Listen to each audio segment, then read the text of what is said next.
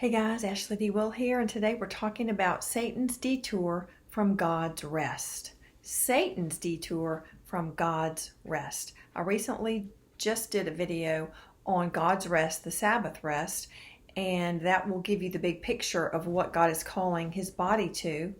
But this will be an addition to that video to let you know that there are detours that Satan will put in front of you and to help you beware of those. Okay, so let's start out reading Matthew chapter 7 verses 13 and 14. Jesus says, he's speaking here, enter through the narrow gate. This word narrow gate is very difficult, and you must do it alone. Okay? Enter through the narrow gate, for wide is the gate, and spacious and broad is the way that leads to destruction, and many are those who are entering through it. But the gate is narrow. It is contracted by pressure, and the way is straitened and compressed that leads away to life. And few are those who find it. So few are those who find the gate and who enter through the compression of the gate and go onto that path. And even fewer are those who stay on that path. And many, many, many are those who veer off, who don't make it to the gate, who don't do what verse 14 says, to stay on the straight and narrow. So that's what the Lord has called us to, a very straight path, a very narrow path. It's very simple, it's very clear, it's right there in front of us. We just keep walking. We don't get detoured.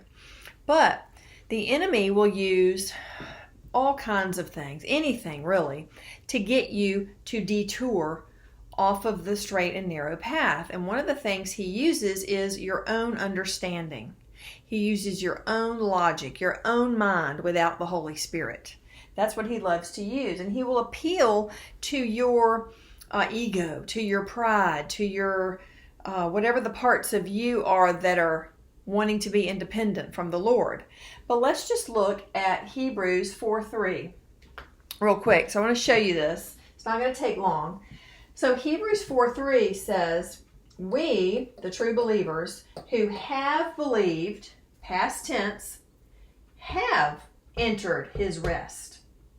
So this verse is telling us those who believe, John 6:29, your work is to believe. Jesus answered them when they said, what is the work of God we're to do? How do we do the works of God? Jesus said, your work is to believe.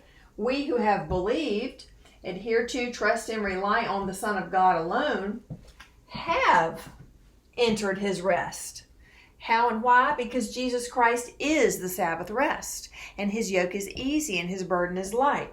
But when you believe, along the way, before you get to the Sabbath rest, God's rest, there is an area here in between where the enemy comes along. And if you've ever seen the movie, there's recently been a movie out, Pilgrim's Progress, but there's also a book, and there are some older videos of it. But if you haven't seen it, watch it. If you haven't read it, read it. It's very appropriate for the Christian life. It's basically an allegory of the Christian life, and it can help you get a perspective of what's going on when you're in the middle of something and you don't realize what's happening. So anyway, he comes along here, and he will say, like when you're driving along the road and there's a construction site and there's a guy out there with the orange thing and the hat, and he's saying, stop, detour, you're supposed to go this way, and we all just go and do whatever he says. Well, this is kind of the same. Someone or something or even your own reasoning will bring this idea to you. It will come to you in some way. And in Pilgrim's Progress, it's represented by Mr. Worldly Wise.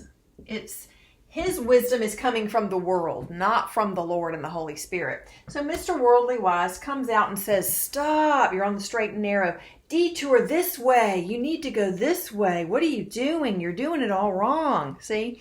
So he will detour you, Mr. Worldly Wise, to the village of morality. See, he detours you from the straight and narrow. This is the straight and narrow up here. And this is God's rest down here, the promised land. And here you are walking along. And here he goes, detour, detour. So you come down here and you listen to Mr. Worldly Wise. He draws you in. Yes, he makes sense. Oh, he sounds so good. Yes, I think you're right. I think I'm going to come over here to the village of morality. And who lives in the village of morality? Well, it is Mr. Legality.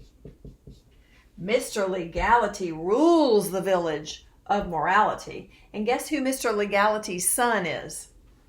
His name is Civility. So he will detour you down here and get you off the straight and narrow, trusting in Jesus Christ alone and walking in the power of the Holy Spirit toward the Sabbath rest, which is God's command to us. He'll get you to come down here and focus on morality, the tree of the knowledge of good and evil, right and wrong, black and white. He'll get you to come over here and hang out with Mr. Legality. And what happens to you over here? Mr. Legality lives under the law. Remember the stone tablets? That's Mr. Legality. And he's always telling you what the rules are and always telling you what rules you broke and always telling you what you got to do to make yourself right again. See, this is a loop that you don't want to get in. It's easy to get into it, and a lot of us have been there and have come out, but it's easy to get stuck there. And so you don't want to get stuck there. So when you have a burden for sin and you're looking for the release for that, it's the Sabbath rest that is the release from all your sin and where you can rest and have abundance there. But when you try to get your sin released down here, you get detoured and distracted by worldly wisdom, by morality and legality. Your burden is heavier than it has ever been before. Sorry, I can't spell. Heavier than ever before. Okay, your burden. What is the burden? It is the burden of the law. Okay? There are lightning strikes coming down here. There are dark clouds all over this place here. Okay? So that's why your burden is heavier than ever before over here at with Mr. Legality under the law, and at this location it's going to be heavier than ever before. Okay, so what you want to do is, well, what happened in Pilgrim's Progress is I think it was the evangelist came and rescued him from here, or at least I think he just directed him back up to the right path. And so evangelist comes along to gets Christian and has him go back to where he left the path and to come back up and go right on the straight and narrow, to keep on going to the straight and narrow. And when you keep going on the straight and narrow, you end up in God's rest, which is down here, and it's abundance and rest and provision and all kinds of great things. But you got to stay on the straight and narrow, okay? Do not go off of it ever, no matter what you hear, no matter what anyone says, no matter how wonderful it sounds and how logical it sounds and how it sounds just like what my dad always told me, or my mom, or that person that was my mentor. Oh yes, he'll use anything in your heart to drag you off the path, okay? Do not listen to that. Stay on the pathway, but remember that these detours will come along, and it may not be just worldly wisdom or Mr. Legality. It may be something else that's there going, ooh, I'm so great. Come over here to this thing over here. It will just slowly, it's an angel of light, right? So it will slowly try to veer you off, but don't listen to it. You don't have to. You can stay on the straight and narrow, and you don't have to listen to any of this mumbo jumbo. You can stay straight and narrow all the way down to God's rest. Okay? So I'm encouraging you to continue on the straight and narrow, not to turn right, not to turn left, and to read Pilgrim's Progress or see the movie if that would help you get a picture of what's going on in your life. If you're in the faith and you're in a hard place or in a stressful time or you're questioning your salvation or whatever, to stay on the path and stay connected with other believers that are strong in their faith and that can see through deceptions real easily and that have been through a lot, because they can share what they have been through and learned through what they've been through with you, and it can help strengthen you. Okay? So stay on the straight and narrow, seek and strive to enter God's rest, because that's where He's calling us.